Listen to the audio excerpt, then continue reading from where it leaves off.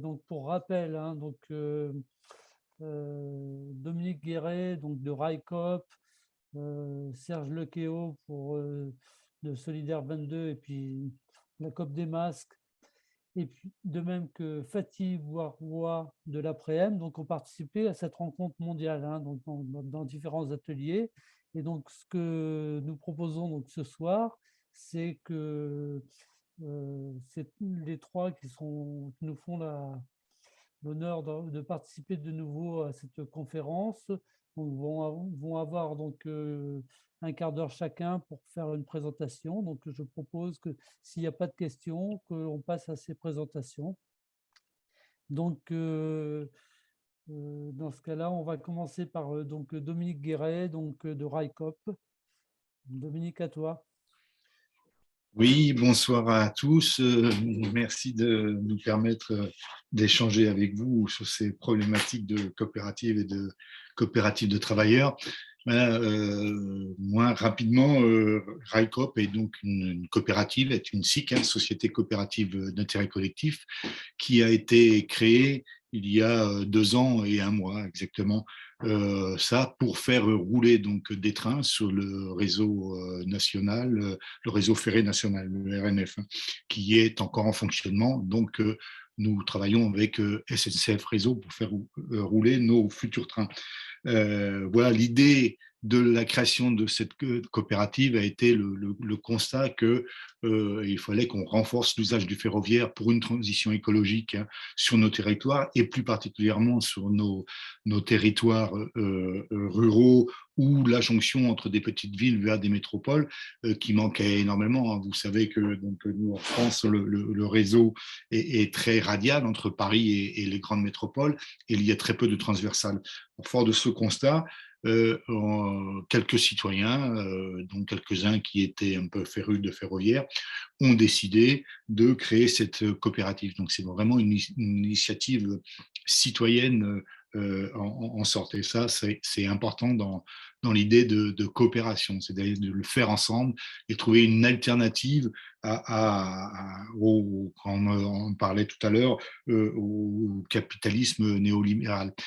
C'est aussi prouvé qu'il y a des possibilités de faire des alternatives qui peuvent être même très capitalistiques, hein, en tant que le ferroviaire, c'est lourd, c'est cher, il faut beaucoup d'investissements, etc. Il faut des compétences très fortes.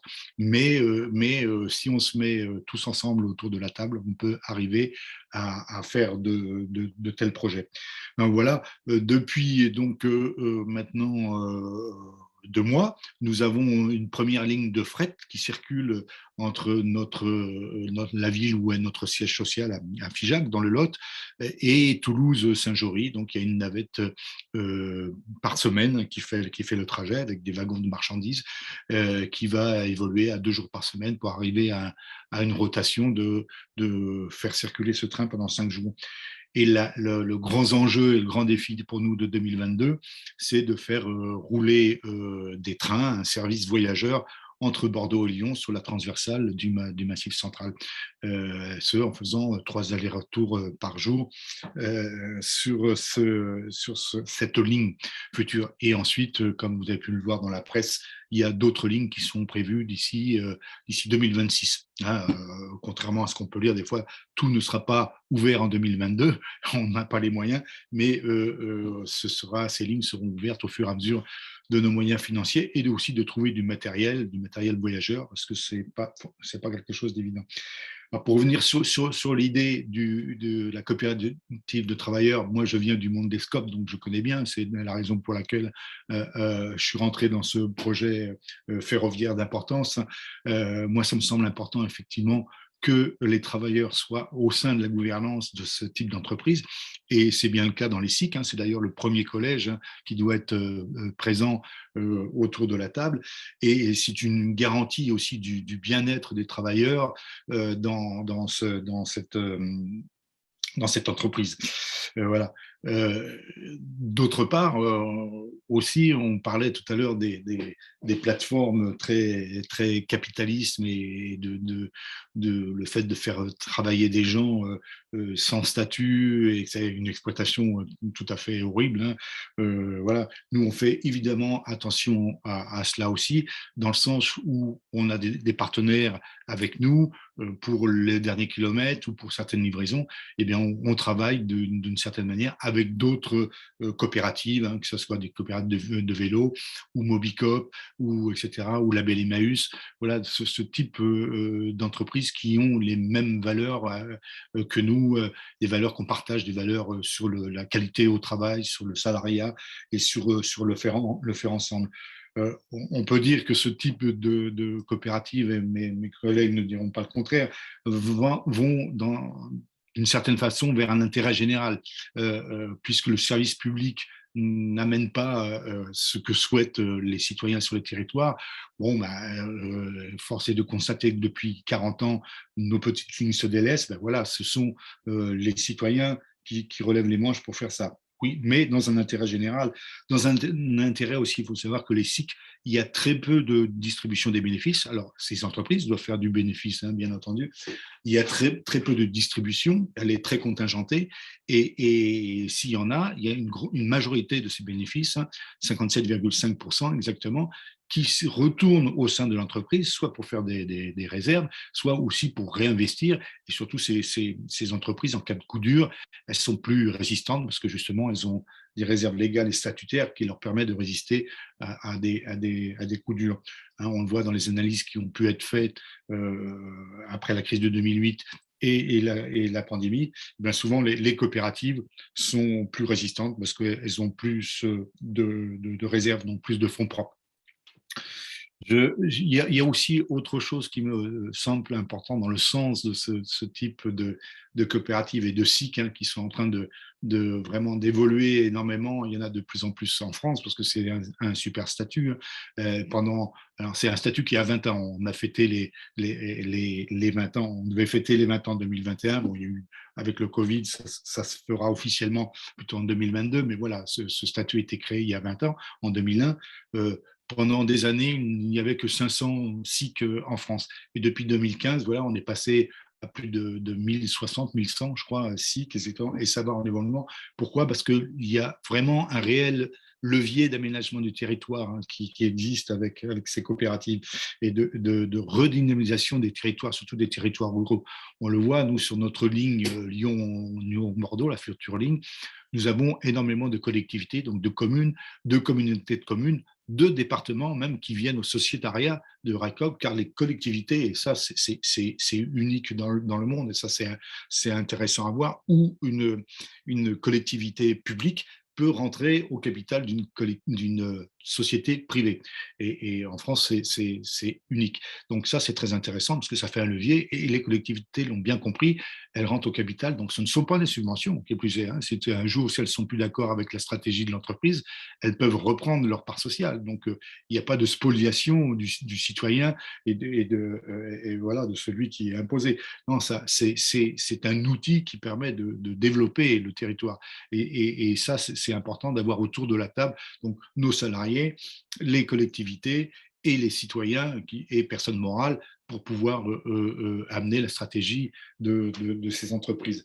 Et c'est là qu'on retrouve donc le lien, hein, avec les travailleurs. Nos salariés sont bien présents dans la gouvernance de ces entreprises, qu'on essaye le plus horizontal possible.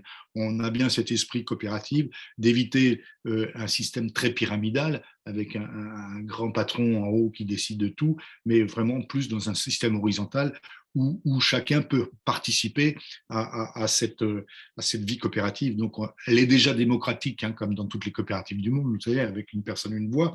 Et ça, c'est conservé, hein, dans les SIC, bien sûr, mais elle est aussi démocratique dans sa gouvernance horizontale et participative, où même les citoyens qui ne sont pas embauchés qui ne sont pas salariés dans l'entreprise peuvent participer à travers des commissions, des cercles de réflexion, etc. Donc, on a vraiment cette intelligence collective qui est forte parmi nous. Et enfin, pour terminer, aussi quelque chose auquel on croit, je crois tous, hein, dans toutes les coopératives à travers le monde, et je pense à travers les principes de l'ACI, entre autres, c'est cette idée de commun qu'on peut arriver à réaliser avec ces coopératives qui ne peuvent pas avoir d'OPA, elles ne peuvent pas se vendre, il ne peut pas y avoir d'OPA dessus. Donc ça, c'est une force, hein, pour les coopérateurs qui sont dans ce type de coopérative. Elles ne peuvent pas être achetées. Voilà, c'est très compliqué, je pense, partout dans le monde de changer de statut de coopérative à passer dans un statut de société plus classique. Ça peut se faire, mais c'est un peu compliqué. Donc, ouais, il y a une forme de protection dans ce sens-là de commun. Et nous, chez RICOP, nous voudrions que ça soit vraiment un commun aux citoyens, une transmission de par l'usage, dans l'esprit d'Elinor Ostrom, qui l'a bien détaillé dans la fin du XXe siècle. C'est dans cet esprit-là aussi qu'on voudrait que ce type d'entreprise puisse se pérenniser et se transmettre, du coup, hein, voilà, parce que nous en tant que fondateurs, créateurs, participants au début de cette aventure, évidemment, nous sommes, un jour nous ne serons plus là, donc il faut que ça soit transmissible facilement. C'est dans cette idée-là qu'on peut avoir un commun. Voilà ce que je voulais dire assez rapidement, avec en conclusion que, comme toutes les coopératives, je crois sincèrement que au centre de ces projets, c'est toujours l'homme qui est au centre des projets. Et ça, c'est une valeur forte que je veux partager avec vous. Je vous remercie. Je ne sais pas si j'ai dépassé le temps ou si je suis dans le temps. Voilà. Non, tu n'as pas dépassé, tu avais encore 5 minutes. Ah, d'accord. Bon, bah, merci beaucoup pour ton intervention. Donc, c'est ce que j'ai indiqué dans le chat, c'est que tu ne peux pas rester très longtemps. Donc, s'il y a des questions à te poser, merci de s'inscrire rapidement pour qu'on puisse. Je Je vais sais être là pas. encore 3/4 d'heure, hein, en fait. Hein, j'ai Ah, reculé. d'accord. Voilà, Bon, pas de d'accord, problème. très bien. Dans ce cas-là, on va poursuivre donc les présentations. Donc, Serge, donc je te propose d'intervenir. Donc, Serge Oui, Lequeo, donc de Solidaire 22 et donc un des initiateurs de la COP des masques. voilà. Oui, bonjour, bonjour à tous, bonsoir à tous, et puis merci pour votre invitation. Je n'avais pas pu participer à toutes les visioconférences, hein, qui se sont déroulées jusqu'à présent. Bon, je suis enchanté là, de rencontrer par visioconférence le camarade Dominique, parce que les coopératives d'intérêt collectif, hein, comme j'avais expliqué, nous, on a décidé j'avais lancé, moi, avec des militants de l'Union syndicale solidaire, un syndicat de salariés, hein, et avec des militants de la Confédération paysanne, en pleine pandémie, donc au mois de mars 2020. Donc on avait lancé un appel en disant, bon, face à l'incurie du gouvernement, vous savez, à l'époque, il n'y avait pas du tout de masques, hein, on n'arrivait pas à se fournir en masques, les usagers de la santé et puis surtout le personnel soignant étaient absolument privés de masques, ils étaient obligés d'utiliser des sacs poubelles pour se protéger. Il y avait vraiment. Voilà. Et en plus, comment dire, il y avait une grande entreprise multinationale, Honeywell, qui fabriquait des millions de masques dans la commune où j'habite, moi, qui est une petite commune des Côtes d'Armor, hein, et qui a été liquidée donc en 2018-2019 par comment dire, une entreprise capitaliste américaine. Hein. Ils ont délocalisé toutes leurs activités de fabrication de masques chirurgicaux et de masques FFP2 en Tunisie et en Chine. Et ce qui fait que le gouvernement français, ayant réduit les stocks de masques dans le pays, on s'est retrouvé avec une pénurie formidable. Et donc, face à cette situation dramatique, on a pensé que si les salariés concernés et puis les citoyens ne prenaient pas leurs affaires en main, bon, il ne fallait pas compter sur l'État finalement pour assurer la défense de l'intérêt général finalement en matière de protection sanitaire. Quoi, voilà. Donc l'idée est partie comme ça. Et on a sollicité très très rapidement donc les anciens salariés de l'usine Honeywell qui avaient été licenciés, les organisations syndicales du département, et puis aussi les élus donc, du conseil départemental des Côtes-d'Armor, enfin le président, et puis le président de la région Bretagne, donc pour leur proposer de créer une coopérative d'intérêt collectif. Ce qui s'est fait en moins de 9 mois. On a réussi à créer la coopérative. On a en cela été beaucoup aidé par quelqu'un qui s'appelle Guy Asquette, donc qui avait été secrétaire d'État à l'économie sociale et solidaire du gouvernement Jospin dans les années 98-2000. Là, voilà. Donc, qui avait une grande compétence. En plus, il avait été, lui, à l'époque, aussi un des acteurs politiques importants pour la création des statuts des coopératives d'intérêt collectif. Hein. Voilà, donc, c'était quand même voilà. Et en plus, après, ne faisant plus de politique, il s'était reconverti dans. Il avait créé un cabinet conseil dans le domaine de l'économie sociale et solidaire, et notamment pour aider à créer des entreprises coopératives, notamment. Donc voilà. Donc c'était vraiment la personne qu'il fallait. Voilà. On a lancé une pétition citoyenne sur le site change.org, donc pour qui s'intitulait Sauvons des vies, fabriquons des masques, qui a reçu un très très grand soutien citoyen à travers tout le pays, hein, mais surtout en Bretagne, évidemment, avec près de 40 000 citoyens qui ont signé la pétition et qui ont déclaré qu'ils voulaient pouvoir acheter des parts sociales. Et l'affaire est partie comme ça, quoi. Donc on a réussi à trouver le capital qu'il fallait pour créer l'entreprise, trouver les locaux, acheter les machines, recruter le personnel. Voilà. Et aujourd'hui, il y a 2000 citoyens donc, qui ont acheté des parts sociales dans la coopérative. Il y a un très grand nombre de collectivités territoriales bretonnes et puis aussi des grandes mutuelles françaises hein, qui sont rentrées dans le capital de la COP, qui ont investi dans le capital. Voilà. Alors, donc, on a été satisfait de ce qu'on a réussi à faire.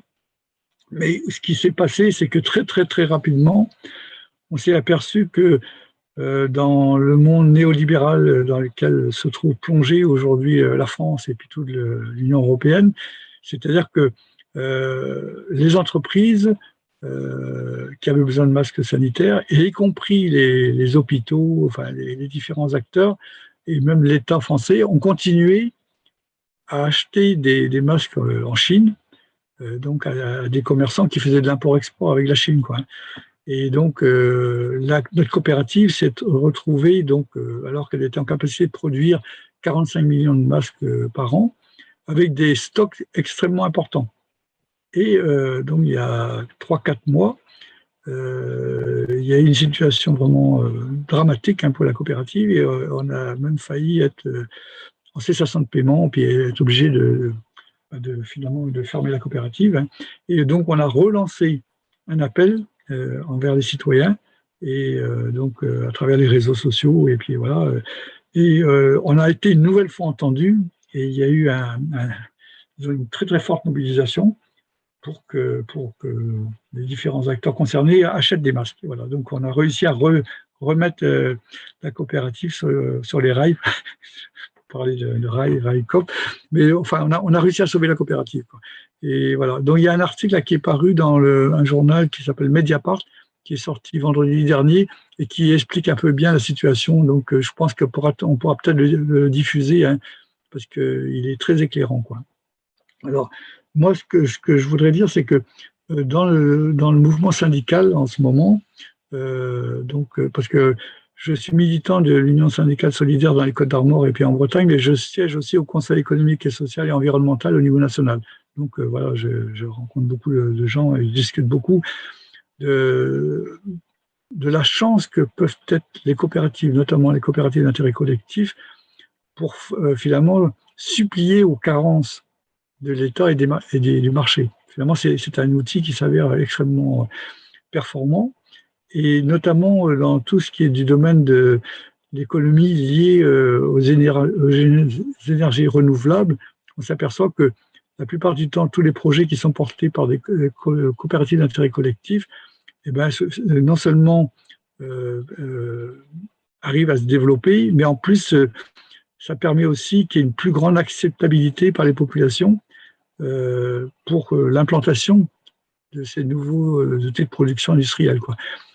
Pour la simple raison que ça permet, les sociétés coopératives d'intérêt collectif permettent d'associer les salariés concernés, évidemment, qui font fonctionner les structures. Ça permet d'associer les usagers citoyens, hein, et puis aussi, surtout les élus.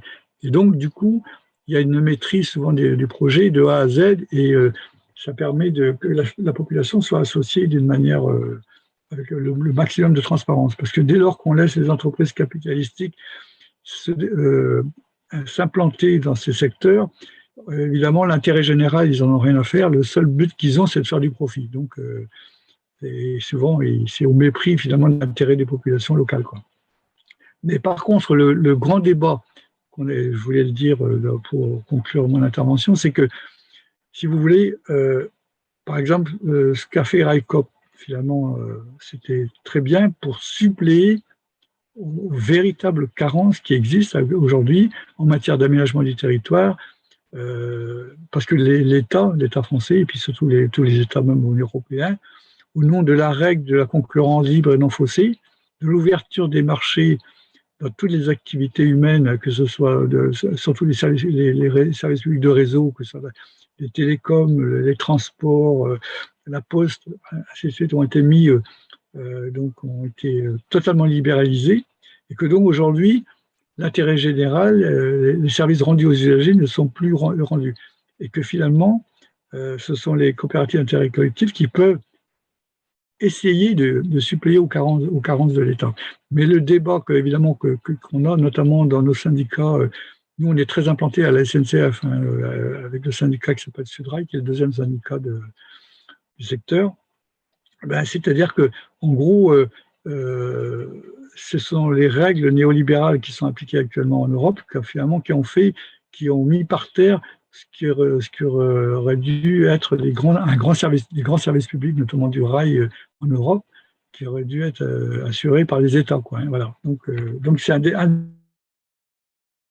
c'est au courant, des discussions qu'on a en ce moment dans le mouvement syndical en France, quoi, hein, voilà. Est-ce qu'il faut se battre pour reconstruire des services publics dignes de ce nom, qui répondent à l'intérêt général et à l'intérêt collectif des citoyens usagers, ou est-ce que, face à une situation de blocage qui existe au niveau européen, parce que évidemment, les traités, l'acte unique européen de 1986, après le traité de Maastricht de 92 et le traité constitutionnel européen, le traité de Lisbonne, ont organisé la casse des services publics en Europe. Donc voilà, on est devant comment dire, une situation absolument déplorable, et donc la question est de savoir est-ce qu'on continue à se battre pour exiger des États qui reconstruisent des services publics dignes de ce nom, qui permettent, contrairement à ce qui avait été fait par le passé, seulement tenu par finalement les États, ou est-ce qu'on recrée des services publics rénovés qui associent évidemment les représentants de l'État, les salariés des services publics et les usagers. Voilà. Donc c'est la grande question. Mais je pense que le modèle DESIC, c'est un bon exemple. Et finalement, ce que moi, je pense qui serait l'idéal, c'est qu'une coopérative d'intérêt collectif comme RICOP, finalement, soit un modèle qui servirait à renationaliser, refaire un grand service public du rail en France, mais qui s'étendrait même aux autres pays européens. Voilà. C'est ce que je voulais apporter comme contribution au débat. Merci. Merci beaucoup, Serge. Effectivement, tu poses une question très, très intéressante et qui mériterait des développements. Et je pense que même au niveau de l'association pour l'autogestion, face à la situation des services publics en France, je pense ça vaudrait vraiment le coup de creuser et de réfléchir à des réponses possibles. Et effectivement, des réponses possibles de citoyens, de syndicats, enfin, mobilisation populaire.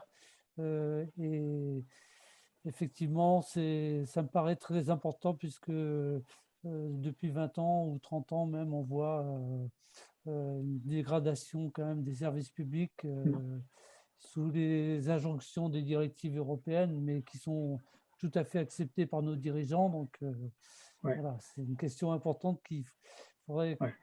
effectivement continuer à creuser. On va passer à un tout autre type d'expérience. Donc, je vais donner la parole donc à Fatih, donc, qui représente l'APREM, Fatih Bouaroua, et donc qui va nous parler donc, de la récupération du McDo donc, de Marseille. Ok, bonjour à tous. À toi, Fatih. Merci. Bonjour à tous. Tout d'abord, vous avez peut-être déjà entendu parler de cette histoire de McDo. Elle se situe entre les luttes sociales comme celle de Fralib qui a donné naissance à une coopérative à Marseille et celle de Raikop qui se pose un problème par rapport à son territoire. Il se trouve qu'en 2018, McDonald's France décide de fermer un McDonald's qui est dans des quartiers populaires de Marseille, dans les quartiers les plus populaires de la ville, puisqu'il était lui-même le deuxième employeur sur une zone de 150 000 habitants.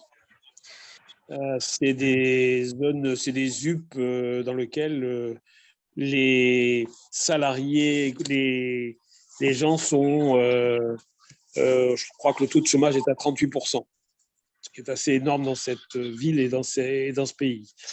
Et il se trouve que ce McDo a été implanté à la demande du gouvernement à l'époque de Jospin, et c'est Martine Aubry qui était ministre à l'époque et qui avait demandé aux grandes entreprises de s'installer dans les quartiers populaires, dans les banlieues. Et le premier McDonald's qui s'installe en France dans une banlieue, avec des aides publiques extrêmement importantes, c'est ce McDo-là, le McDo de Saint-Barthélemy à Marseille. Quand il s'installe, il touche énormément de subventions, mais il a quand même comme contrepartie d'embaucher en priorité les jeunes des quartiers d'en face, de les former et de leur donner des contrats à durée indéterminée, ce qui est assez fou à l'époque, puisque McDonald's préfère avoir du précaire, du jetable comme salarié, plutôt que des salariés qui vont rester longtemps. Il se trouve que ces salariés se sont effectivement formés, ont fait gagner de l'argent à McDo, puisque en plus de l'argent de ces hamburgers, ils touchaient de l'argent parce que nous étions en zone franche, c'est-à-dire qu'ils payaient peu d'impôts de société, peu d'impôts sur les bénéfices, et il avait également sur les charges salariales et patronales des réductions importantes.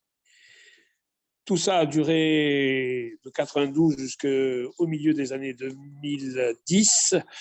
Et là, les salariés, qui étaient tous des anciens salariés, certains avaient 20 ans d'entreprise, la plupart. Il faut savoir que c'était assez exceptionnel. Ils ont revendiqué un certain nombre de droits, le 13e mois, un salaire minimum supérieur, et même ils étaient arrivés à obtenir le fait que McDo leur paye les frais de taxi lorsqu'ils faisaient des nuits, puisque le McDo fermait à minuit, et à Marseille, tout le monde le sait, les transports, c'est une véritable catastrophe, parce que nous avons des bus de nuit à partir de 21h, et à partir de 21h, vous n'avez quasiment pas la possibilité de rentrer chez vous. Et donc, McDo payait pour les salariés qui restaient jusqu'à minuit le taxi, ce qui est c'était énorme. Et puis, lorsque l'État et la ville et les collectivités publiques ont décidé d'arrêter la zone franche, McDo s'est dit, puisque je ne peux plus gagner d'argent public, en plus des bénéfices importants que je fais, et de plus, j'ai des salariés qui se sont tous syndiqués, qui, en plus d'être syndiqués et de revendiquer sur place, passent leur temps avec leurs syndicats à aller expliquer ce qu'ils ont gagné à Marseille. McDonald's a décidé de mettre en faillite ce McDonald's-là. Celui-là de manière un peu exceptionnelle, d'autant plus qu'il avait organisé des systèmes de gérance franchisés, et du coup, il mettait en faillite le franchisé. Ce qui a donné une lutte assez exceptionnelle, puisque les salariés se sont mis en grève, ont occupé les lieux, et bien entendu, les habitants du quartier, qui n'étaient rien d'autre que leurs parents, leurs cousins, sont venus occuper avec eux les lieux. Et donc, c'est donc le quartier avec les salariés qui étaient en cours de licenciement, qui ont occupé les lieux et ont fait en sorte que la police n'a pas pu faire évacuer, les huissiers non plus. Et ça va continuer jusqu'au fin 2019, où après avoir négocié avec chaque salarié des sommes colossales, puisque je crois que McDonald's, pour les 60 salariés qu'il y avait, a dû débourser les 2,5 millions d'euros pour les faire partir. Un seul n'a pas voulu partir, c'est notre ami Kamel Guémari, qui avait menacé de s'immoler. Et lorsque ça s'est passé, on lui avait proposé, malgré tout, plus de 500 000 euros comme indemnité, comme arrangement. Il y a eu des groupes de voyous qui ont été payés pour menacer de mort les gens. Il y a eu des attaques contre l'occupation par des bandes payées probablement commanditées par McDo ou par le commanditaire. Et tout ça a duré jusqu'au moment du premier confinement. Et au premier confinement, les salariés, anciens salariés qui étaient encore là, ont écrit à McDonald's pour lui demander s'il était d'accord pour qu'on puisse utiliser les lieux malgré l'occupation pour en faire une plateforme de distribution alimentaire pour les quartiers nord de Marseille, parce que dans les quartiers nord, il n'y avait plus personne qui distribuait de l'alimentaire, avec une population extrêmement pauvre qui avait plus peur de mourir de faim que de mourir du Covid. Très vite, sans réponse de McDo, puisqu'il était occupé, il a été décidé avec les habitants, les petites associations de quartier et les salariés d'en faire une plateforme de distribution alimentaire. Cette distribution alimentaire s'est faite uniquement avec des dons de privés, avec les dons d'agriculteurs, principalement de la Confédération paysanne, et de quelques entreprises qui devaient jeter probablement leurs produits s'ils ne les donnaient pas. Donc avec ça, nous avons, pendant les 5 semaines du confinement, distribué de l'alimentation à plus de 100 000 personnes. Après le confinement, la question s'est posée de est-ce qu'on doit s'arrêter puisque c'est fini le confinement, ou est-ce qu'on doit pas faire autre chose, ou est-ce qu'on doit rendre le lieu? L'idée a été de dire ce lieu-là, en réalité, il a prouvé une chose, c'est que des lieux pareils, c'est des lieux qui appartiennent au territoire, ils n'appartiennent pas à une multinationale. Et notre revendication était de dire clairement que le lien entre territoire, habitants d'un territoire et le travail était un lien extrêmement important. L'idée nous est venue de proposer de récupérer ce McDonald's pour en faire rien d'autre qu'un nouveau fast food, mais un fast social food. Ça, c'était notre projet. Et de poursuivre le fait de répondre à l'entraide alimentaire et à l'entraide sociale qu'on pouvait faire sur ces quartiers-là. Ce que nous avons fait depuis et jusqu'à aujourd'hui, nous distribuons toujours de l'alimentaire, toujours de la même manière, avec près de 2000 colis distribués par semaine, plus des repas produits, préparés par quelques petites associations qui font partie de notre collectif, pour aller faire des distributions aux sans-abri sur le centre-ville ou dans les quartiers nord. Tout ça s'est poursuivi, on s'est dit qu'on avait effectivement à fabriquer une réponse nous-mêmes, mais nous étions dans une situation d'illégalité parce que le bien appartenait à McDonald's France.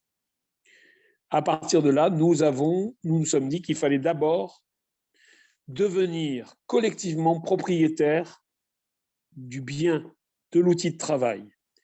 Et nous avons créé une association qui s'appelle Société citoyenne immobilière, la part du peuple. Notre idée était de dire que le plus grand nombre de gens devaient devenir avec nous propriétaires des lieux, puisque la puissance publique ne sait plus faire ça, et qu'avec cette propriété collective, nous aurons des réponses sur le plan du travail, mais aussi sur le plan de la sécurité alimentaire. Cette société citoyenne immobilière, association en réalité, a lancé l'idée d'appeler 50 000 personnes à participer à l'aventure en prenant part, puisque ça s'appelle la part du peuple, qui est en réalité une adhésion à l'association, mais une adhésion unique de 25 €. Nous avons lancé ça le 15 mai dernier. Oh non, de l'année dernière, pardon, du coup. Le 15 mai 2021. On lance ça avec une grande fête et on se dit que en faisant cette grande fête, on allait effectivement faire savoir au plus grand nombre de notre projet de commun d'un territoire. Et pour faire ça, donc on a lancé, nous avons fait des cartons, nous avons mis en place un dispositif pour intéresser le plus grand monde, même à l'extérieur. Et nous avons eu en quelques jours plus de 2000 personnes qui ont cotisé.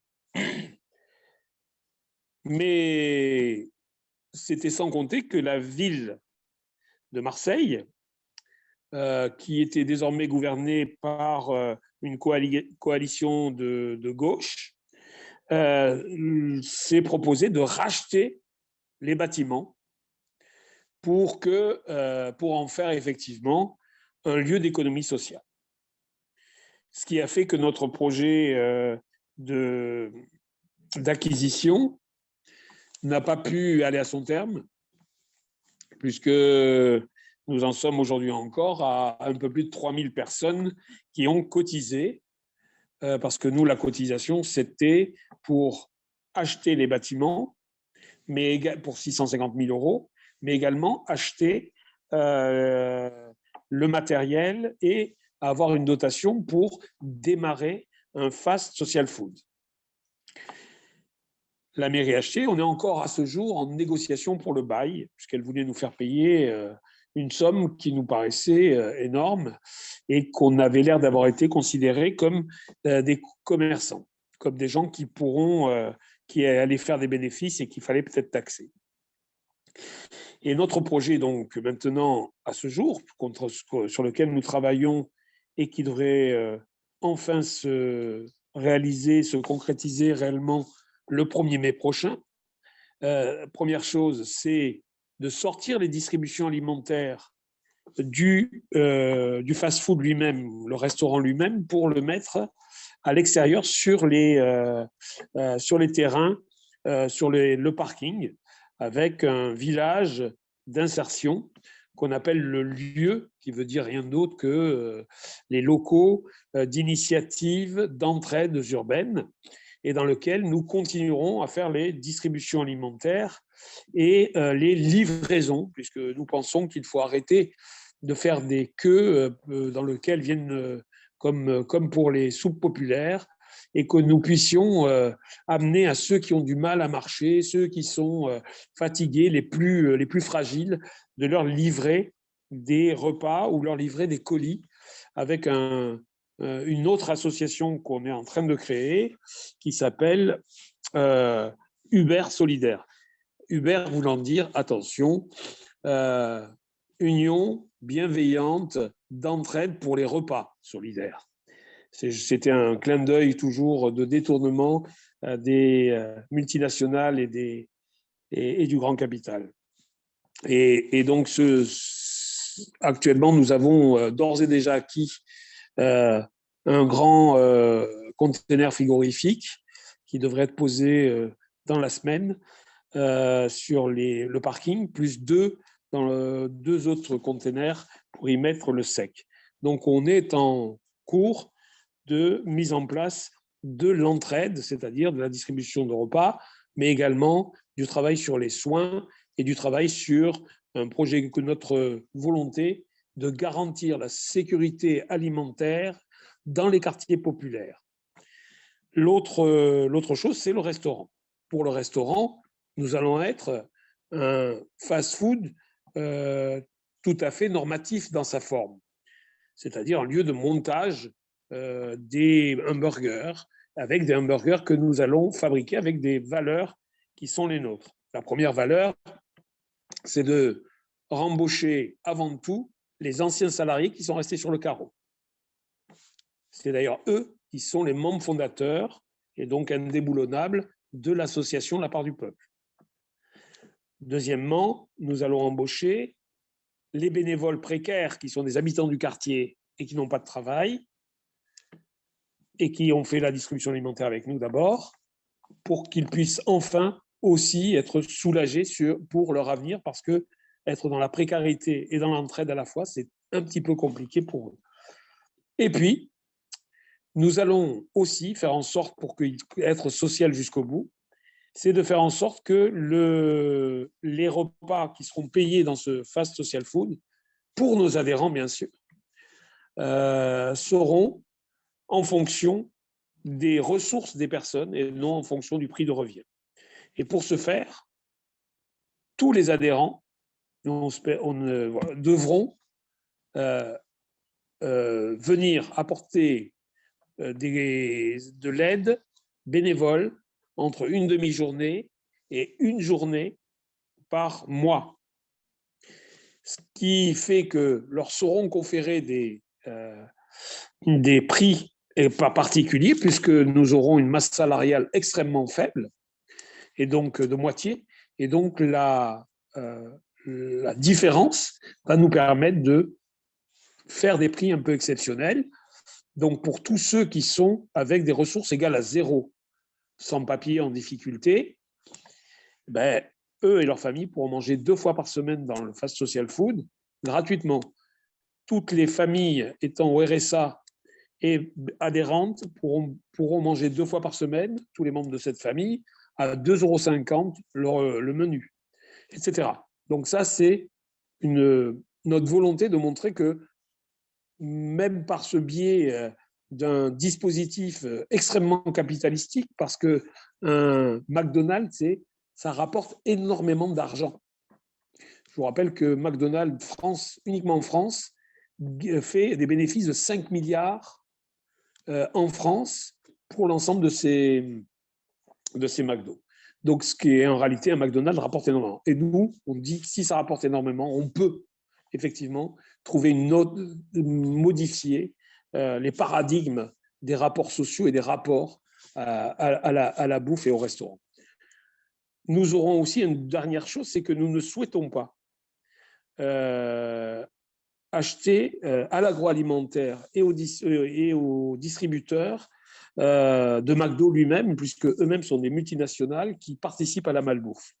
Et notre idée, c'est, dans un premier temps, dans nos containers, parce que chez eux, on n'est pas encore sûr que ce soit possible, c'est de faire en sorte que tout ce qui est de l'ordre de la préparation, parce que je vous ai dit qu'un McDonald's, c'était un lieu où on ne cuisine pas. C'est pas un lieu de cuisine, c'est un lieu de montage. Tout est reçu, tout prêt. Il n'y a plus qu'à monter ou à chauffer. Et là, l'idée, c'est préparer les frites plutôt que manger des frites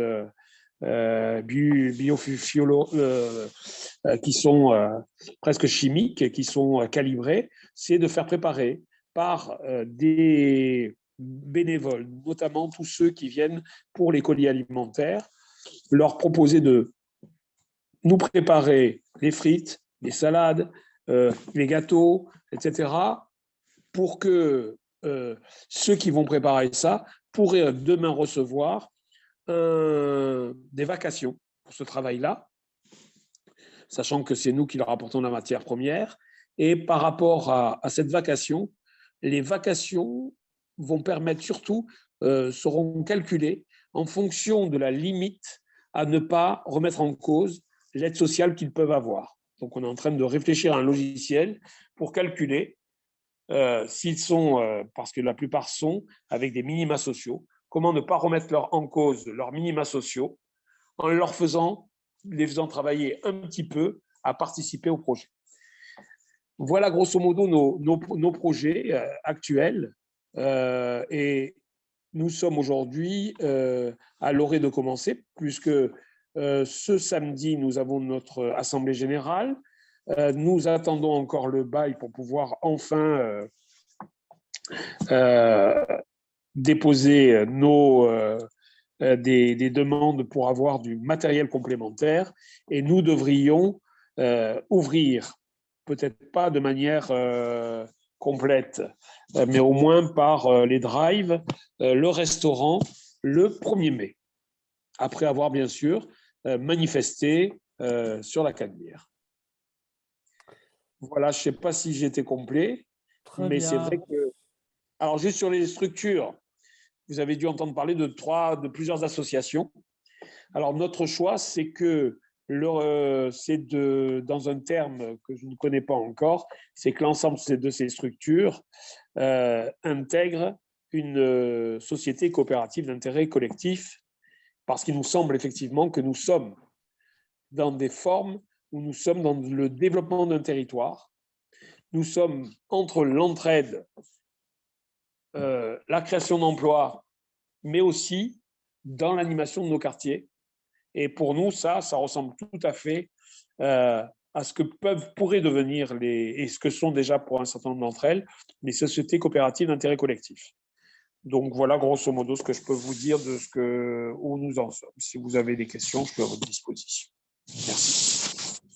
Merci. Merci beaucoup Fatih, et merci également à Serge et à Dominique.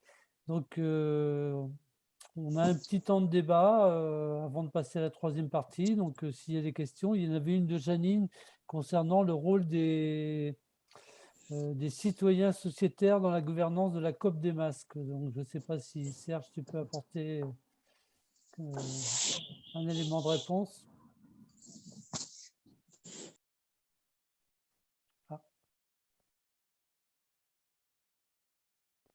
Faudrait que tu mettes ton micro, Serge. Oui, alors sur le rôle des citoyens, donc il y a 4 collèges. Il y a un collège des salariés qui représente 25% des voix dans le conseil d'administration. Il y a un collège donc des collectivités territoriales, un collège des entreprises utilisatrices, donc qui achètent en gros des consommateurs des masses, donc les mutuelles, les hôpitaux, les industries agroalimentaires qui ont acheté des parts sociales, et les citoyens, donc c'est le 4e collège, donc c'est 20% du droit de vote dans le conseil d'administration, quoi. Voilà. Et donc c'est assez équilibré, quoi, hein. Donc nous, au niveau syndical, on aurait souhaité plus de poids des salariés, mais étant donné que pour rassurer un peu les collectivités territoriales, on a été obligé de faire des concessions sur la répartition des sièges dans le conseil d'administration. Mais je pense que tout ça peut évoluer aussi au cours du temps, en fonction de l'investissement de chaque collège, en gros, hein, dans la coopérative, quoi. Et les salariés, donc, sont en train de plus s'approprier, disons, le travail, tout ça, évidemment, et l'engagement dans la coopérative. Donc, voilà. Donc, on devrait aller peut-être pour un renforcement du collège des salariés et du collège des citoyens. Enfin, je crois que c'est le souhait des citoyens et des salariés. Voilà. Si je peux me permettre par rapport à cette réponse et surtout à cette question, nous, notre problème, il est le suivant, c'est que nous avons aujourd'hui 4300 ou 4400 adhérents qui sont les adhérents de la distribution alimentaire. Et vous avez bien entendu, on parle, nous, d'adhérents et non pas de bénéficiaires, parce que pour nous, on veut qu'ils participent. Et c'est pour ça que nous n'avons pas démarré avec une structure coopérative, parce que la question de la grande pauvreté, parce que et dans le territoire, on a affaire, nous, à des personnes qui, même pour leur demander 1 euro par colis le lundi, on ne peut pas le faire. Aujourd'hui, on distribue gratuitement. Et c'est pour ça que la première des choses pour nous était de réfléchir de comment on redistribue ce qu'on va pouvoir avoir comme richesse collective, c'est-à-dire ce qu'on va pouvoir gagner. C'est pour ça qu'on a, au lieu de, tout le monde nous dit, mais vous allez exploiter les pauvres en leur donnant des petites vacations. On leur dit, mais c'est la seule manière qu'on peut pour leur redonner effectivement une dignité, un rapport au travail, parce qu'on ne peut pas leur donner, en leur redonnant un tout petit peu d'argent. Et qui ne remet pas en cause leur statut ailleurs. Et ça, pour nous, c'est extrêmement important. Et même pour si vous allez sur notre site qui est aprem.org, où les gens peuvent prendre des parts, vous verrez 2 types de parts. La part normale, à 25 €, qui vous permet d'être adhérent, et une part suspendue. Parce que les parts suspendues, vous allez pouvoir payer une adhésion à quelqu'un qui n'a pas d'argent parmi les 4200 adhérents. Et je pense que le monde du travail, et notamment tous ceux qui ont pas cette question de la grande pauvreté, doivent se poser le problème de l'alliance entre le monde du travail et de la grande pauvreté. Le monde du travail a fait le lien avec la précarité dans le travail, avec les chômeurs, par exemple. Mais le lien avec comment on fait pour trouver une alliance, un lien, un soutien avec les plus pauvres qui sont, eux, écartés d'un certain nombre de choses, c'est un véritable souci chez nous. Et il faut qu'on arrive à trouver les formes de relations pour qu'on puisse avoir cette alliance-là, parce que sinon, on voit bien comment leur expérience qu'ils peuvent avoir, ça devient une expérience de serf dans notre société. C'est des gens qui vont demander et ils sont en train de quémander. Et du coup, ils ne sont pas alliés à ce qui reste du monde du travail. Et que je pense que sur le plan politique et idéologique, on doit toujours s'inquiéter de savoir comment on les réintègre ou comment on fait cette alliance-là. Et c'est pour ça que là, on est au cœur d'une histoire qui est un peu particulière à l'APREM. C'est pas pour. Je veux juste dire, c'est à observer parce qu'il se passe des choses qui sont de l'ordre de l'inhabituel. Là, ce ne sont pas des militants qui ont une culture de militance. Là, nous avons affaire vraiment à des habitants de quartier, et même les grèves qui ont été portées par des gens qui n'avaient pas la même formation politique que moi ou que vous, et qu'il est important de se réinterroger sur comment refaire alliance dans un monde qui est en train de fabriquer des pauvres, un peu comme dans Métropolis, où les plus pauvres vont être dans les sous-sols et sous la terre, et que ceux qui peuvent encore travailler pourront encore servir ceux qui sont en haut. Excusez-moi d'être long. Non, mais si je peux me permettre de répondre ou de réintervenir, je veux vraiment, Fatih, un grand merci pour poser ces problématiques, parce que ça, c'est une de mes préoccupations, peut-être la plus importante en tant que syndicaliste. Cette façon qu'on s'est coupé complètement des gens précaires, mais aussi alors, des gens exclus. Ça devrait être au cœur des discussions du mouvement syndical. Et malheureusement, ça n'est pas. C'est pour ça que on ne se connaissait pas avant, mais je pense qu'il faut absolument qu'on reste en contact et qu'on organise des réunions avec des syndicalistes. Moi, comme je siège au Conseil économique et social et environnemental à Paris, donc je pense qu'il y a peut-être moyen de organiser une rencontre avec des militants syndicaux pour qu'on discute de toutes ces problématiques, en sachant que il y a des organisations comme ATD Quart Monde qui siègent aussi au Conseil économique et social et qui seraient peut-être intéressées par ces discussions. Alors, ça dépasse le cadre des coopératives, mais je vous remercie vraiment grandement d'avoir posé cette problématique-là aujourd'hui. Merci beaucoup. C'était passionnant. Henri Mermet. Oui, non. Ma question, la question posée avant était tout à fait passionnante. Je vais en poser une autre. Notre ami de RICOP, est-ce qu'il est parti ou pas? Il vient de partir, oui. Non, c'est raté. Non, c'était la question. Enfin, bref, ça servira pour une autre fois. Oui. Non, leur initiative, c'est de faire fonctionner plutôt la ligne pour voyageurs entre Bordeaux et Lyon, et inversement, qui, dont chacun sait que c'est effectivement une des grosses failles du service public.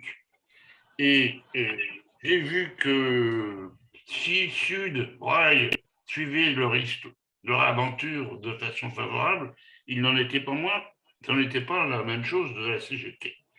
Et c'est vrai qu'il y a une vraie question. Je comprends très bien que la nature ayant horreur du vide, on essaye de faire ce que le service public ne fait pas.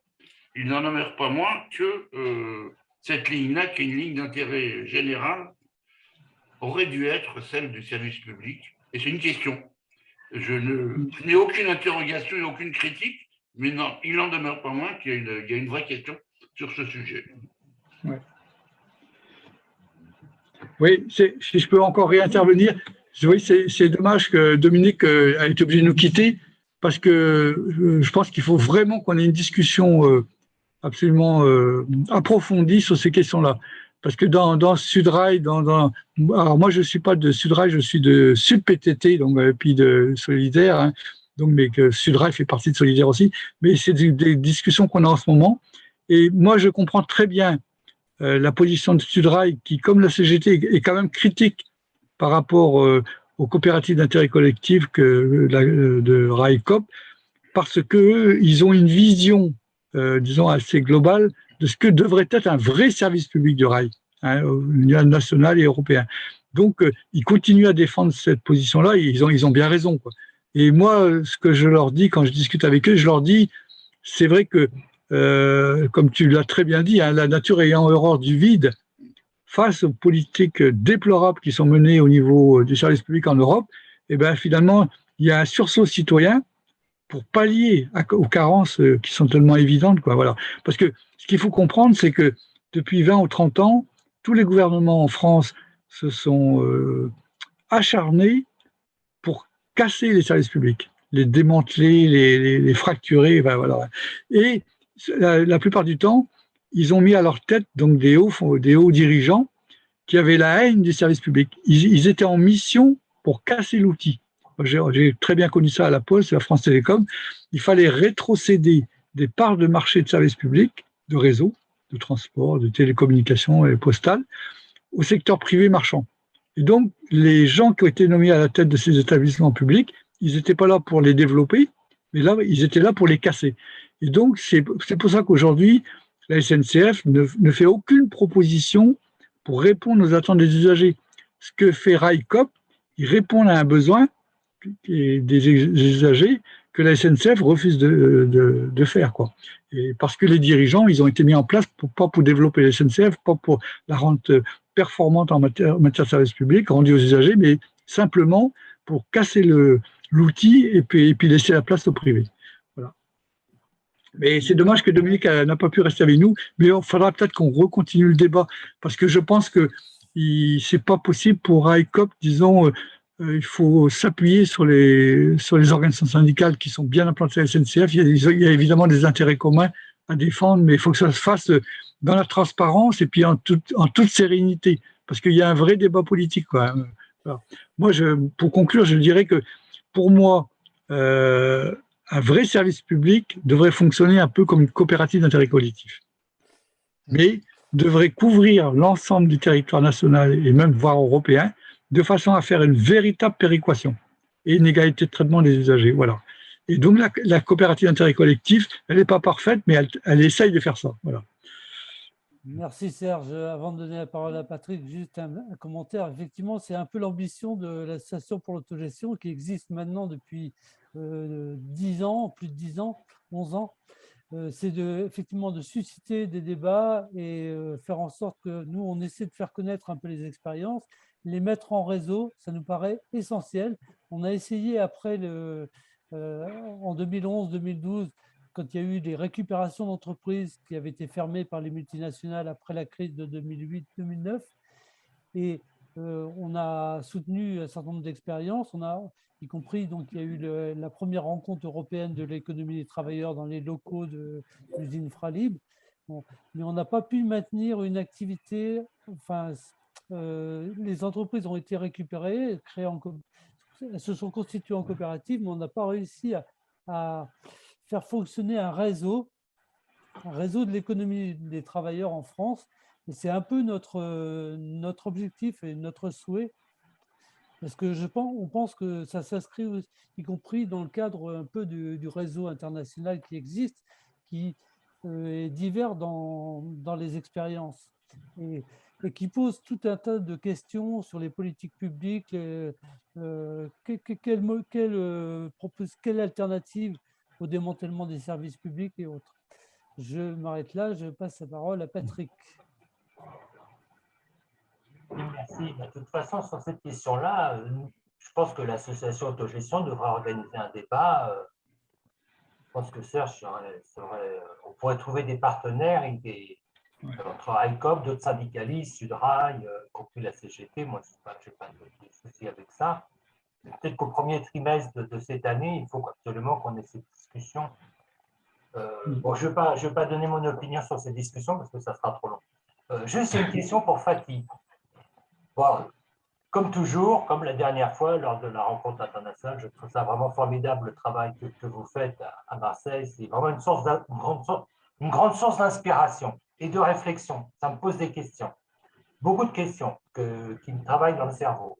Donc, cette nuit encore, je vais être obligé de réfléchir à ces questions. Je te remercie. Une question très pratique. Avec la mairie de Marseille, si j'ai bien compris, la mairie de Marseille vous demande un prix qui est inacceptable pour vous. Et cette mairie de coalition de gauche, au lieu de considérer que vous avez un rôle social, positif, utile à la cohésion de la ville, elles sont déplacées, et de vous céder à titre gratuit ces locaux qui sont encore. Ils préfèrent vous faire payer, c'est ça que j'ai bien compris? Oui, ils veulent. Alors, leur argument est le suivant, est un argument qui serait poursuivi par un problème qui est celui de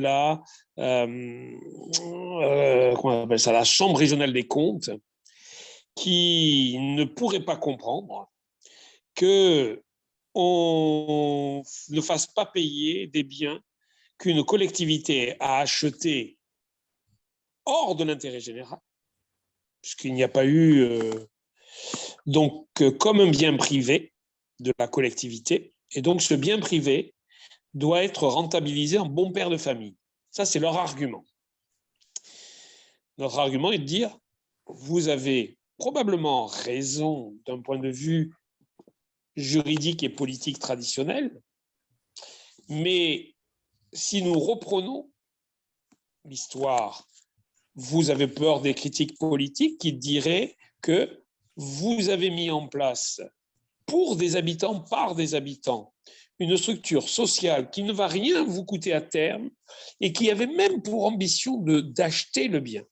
Nous, on vous propose un bail amphithéotique.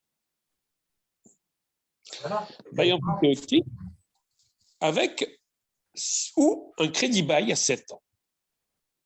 Puisque notre idée était d'acheter parce que nous ne pouvons pas avoir confiance à des majorités qui pourraient changer.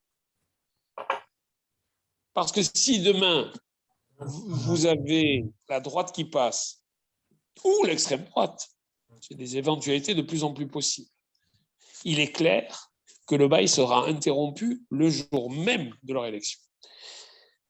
Au sein même de cette coalition de gauche, il y a plein de gens qui disent pourquoi on leur ferait des cadeaux à eux. On a vu parader chez eux José Bové.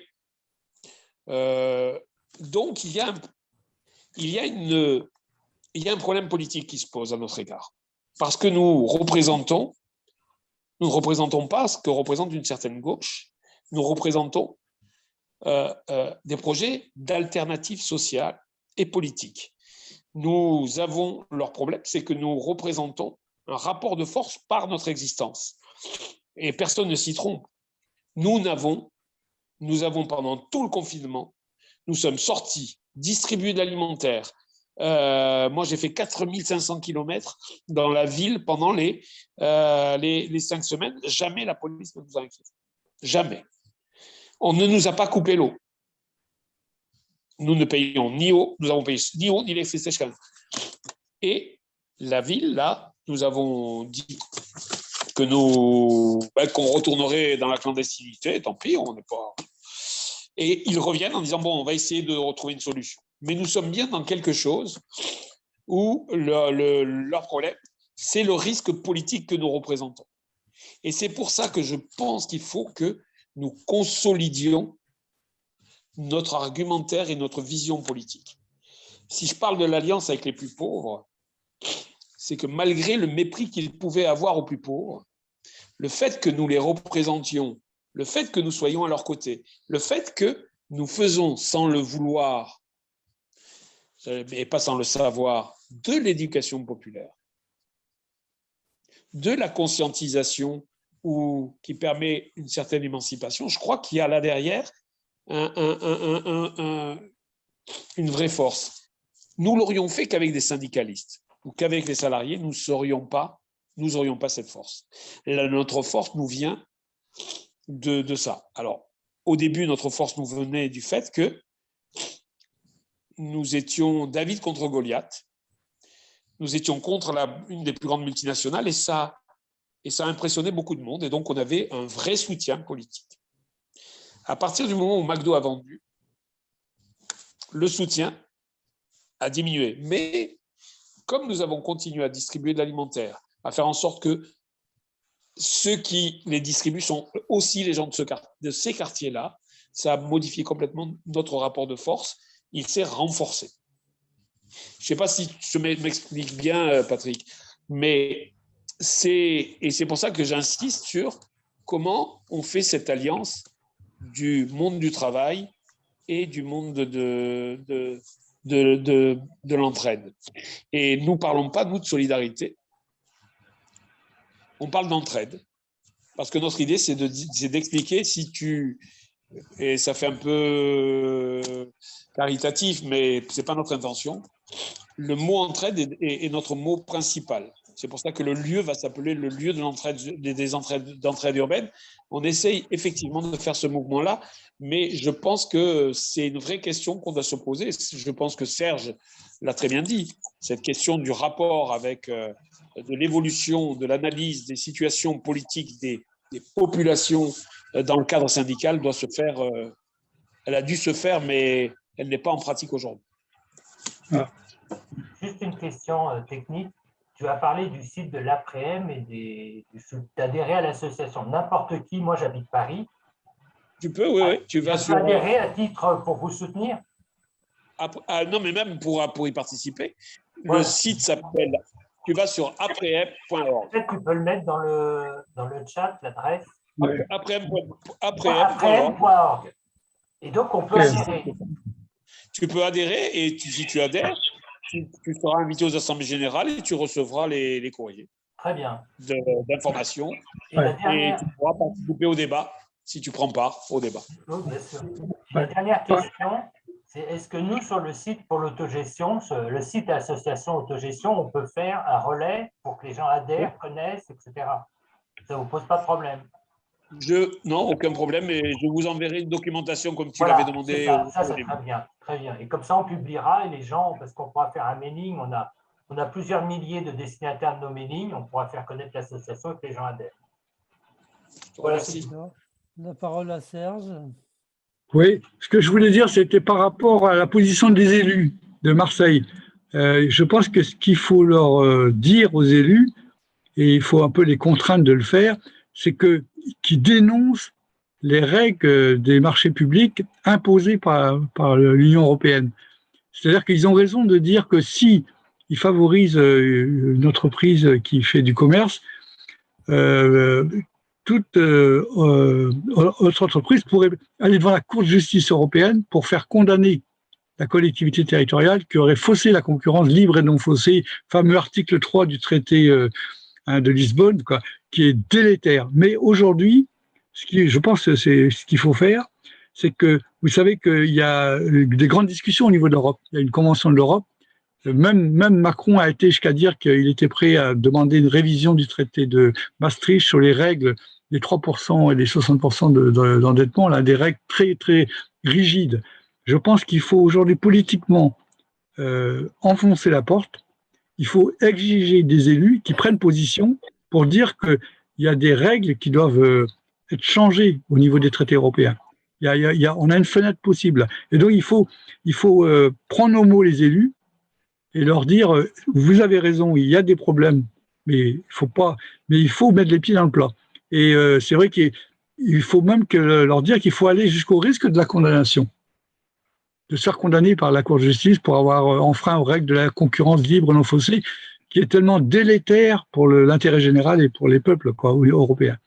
Et donc, moi, je sais qu'aujourd'hui, on a des discussions. Je siège dans la Commission des affaires européennes internationales du CESE. C'est une grande discussion aujourd'hui. Le MEDEF et puis notamment les syndicats qui les soutiennent, donc veulent absolument pas toucher une ligne des traités. Mais ce faisant, toutes les promesses qui pourraient être faites pour améliorer les conditions des peuples en Europe sont complètement bafouées par ces règles extrêmement rigides qui sont qu'au service du capitalisme financier, enfin du néolibéralisme en Europe. Voilà. Donc voilà, moi c'est ce que j'ai envie de dire. Merci Serge de rappeler ça, effectivement. La parole à Rémi. Bonsoir, est-ce que vous m'entendez? Ok, Oui. Bonne année à tout le monde. Moi, je voudrais poser une question à Fatih de Marseille. Moi, je fais partie d'une association aussi qui s'occupe de distribution alimentaire dans un quartier populaire, mais qui n'est absolument pas politisé et autogestionnaire. Et ma question, c'était autour, vous avez évoqué beaucoup de règles de fonctionnement en fonction des revenus, etc. Et je voudrais savoir comment sont prises les décisions, comment elles sont appliquées, etc. Parce que c'est extrêmement compliqué dans ces lieux un peu collectifs, quoi. Oui, nous avons plusieurs groupes différents. Ceux qui préparent les colis et qui font la distribution se réunissent entre eux. Et toute personne qui se présente et qui demande d'être bénévole, elle devient bénévole. Donc, on n'a pas de sélection du bénévolat. Nous avons, par exemple, beaucoup de sans-papiers. On a beaucoup de gens extrêmement précaires. Et puis, on a pas mal de jeunes de ces quartiers. Les décisions se prennent par deux temps. Il y a le premier temps, c'est ceux qui mènent l'activité font toujours un débriefing après l'activité, c'est ces moments-là, donc tout le monde y est.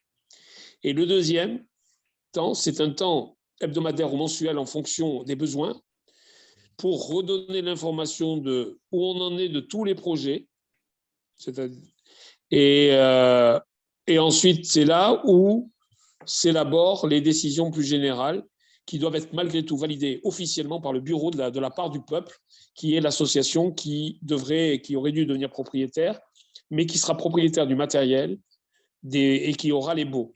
Pourquoi on fait ça? C'est parce que nous avons décidé dès le départ que l'association de la part du peuple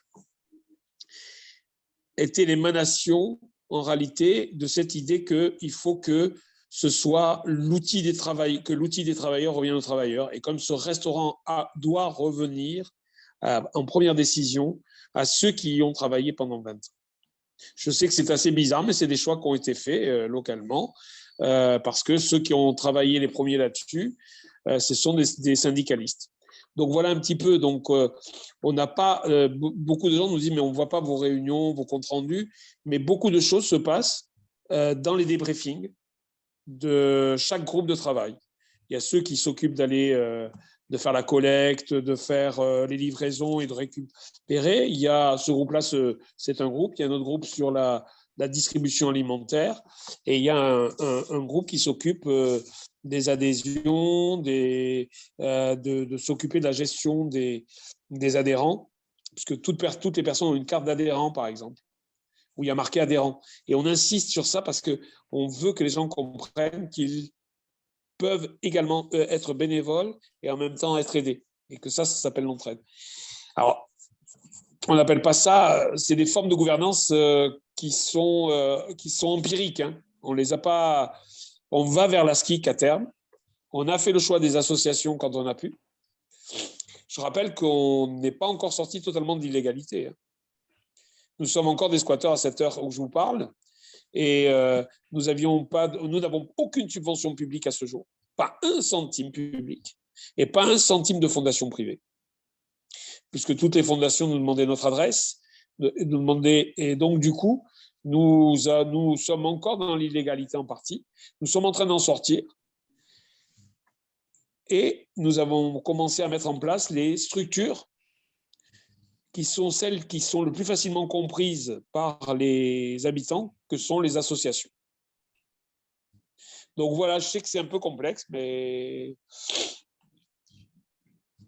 je voulais juste, si je peux me permettre en plus de rajouter une petite chose, nous avons participé aussi à des rencontres nationales sur les communs. Et nous avons, nous, annoncé que si nous devions être un commun, nous serions un commun d'activité, un commun du travail. Et qu'on peut effectivement considérer que cette idée des communs sur lesquels des groupes travaillent aujourd'hui en France intègre le fait que le commun peut être aussi le lieu du travail et le lieu de l'activité. Alors voilà, c'est pour vous donner une réflexion sur laquelle nous avons, à laquelle nous avons contribué. Et il serait intéressant de réfléchir à cette question des communs. Tout à l'heure, je ne sais plus qui a parlé des communs. Je pense que c'était... je ne sais plus qui. Edgar. Edgar. C'est Edgar qui a parlé des communs. Voilà. Je vais essayer de me taire. Bien, je ne sais pas s'il y a d'autres demandes d'intervention. Je ne sais pas, Edgar, est-ce que tu veux faire un commentaire par rapport au débat Non, je pense que moi j'écoutais avec beaucoup d'intérêt et pour moi c'est très intéressant cette expérience des françaises, on va dire, des, des coopératives d'intérêt collectif face à tous l'excès de marchandisation des services publics et ce débat n'est pas installé dans l'Amérique latine. C'est pour ça que cette dichotomie entre l'État et le marché reste toujours dans les représentations politiques des acteurs, mais il reste à imaginer, à créer des réseaux autour de ces notions de coopératives d'intérêt collectif. Et, je pense que j'écoute avec beaucoup d'intérêt et je continue à réfléchir avec les expériences que vous avez données. Non, merci en tout cas.